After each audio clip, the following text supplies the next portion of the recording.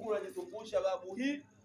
Sasa wewe pita huku jimzito nakwambia huku ndio njia. Hii shortcut. Umeona huku unakopita unajizungusha. Nyinyi wa shamba na sasa unaenda kukutana na wauni huko uhuru.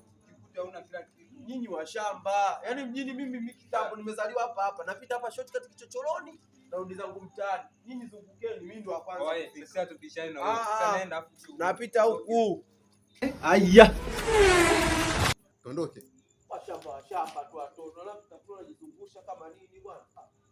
Mama. Vidonge tena.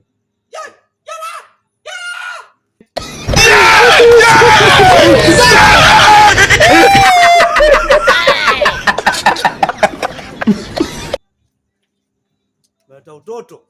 Hizi ni kazi kama kazi nyingine. Na hizi ofisi kama ofisi zingine. Misumari tu hapa.